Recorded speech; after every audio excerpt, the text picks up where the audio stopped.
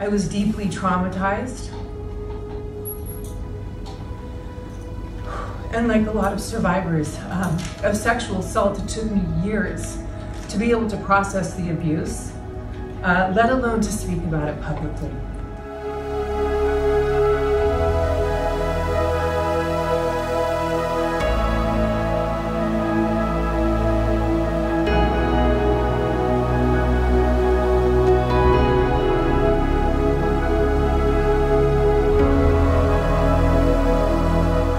I was a minor when I was trafficked from San Francisco to the state of New York, and then from the state of New York to Paris, France, into the apartment of Gérald Marie, who was a known perpetrator at the time. There I was sexually assaulted and endured several different incidences of abuse.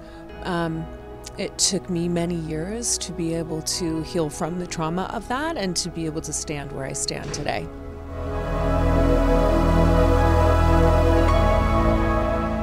It's taken me many, many years and of focused healing, you know, working in therapy and still continuing to take care of myself. Over this past year, it's been very intense. I've had to be really courageous. I've also been extremely vulnerable. Some things have been re-traumatizing, so I actually made a call to a somatic therapist because I realized there were still places in my body that I had trauma and that I had a trauma response.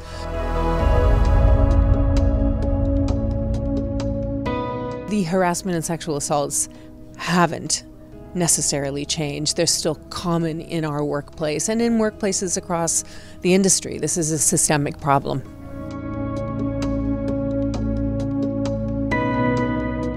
This is the second wave of the Me Too movement. It is waking up, again, a conversation that really has been quiet. And the conversation has been quiet, and the perpetrators still continue to come. We still hear R. Kelly, and Andrew Cuomo. Like, it still is happening.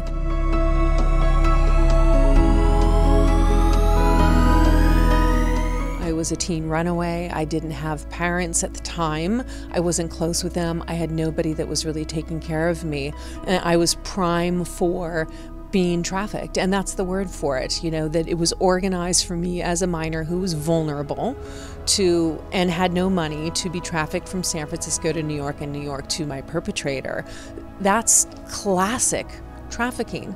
I mean, I didn't even have a passport. I wasn't even, you know, I didn't have parental consent. This industry is working and preying on the most vulnerable and impressionable of humans. Why is the one industry that's working with minors and our most vulnerable totally unregulated still?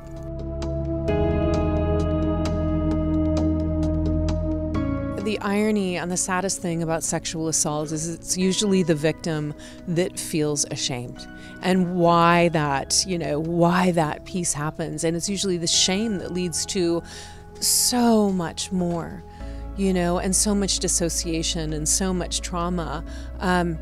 And, you know, the secrets that we keep, they're not necessarily ours to hold. Like, you know, the secret that I kept for so long, that wasn't my secret. There was nothing for me to feel ashamed about. I was a child.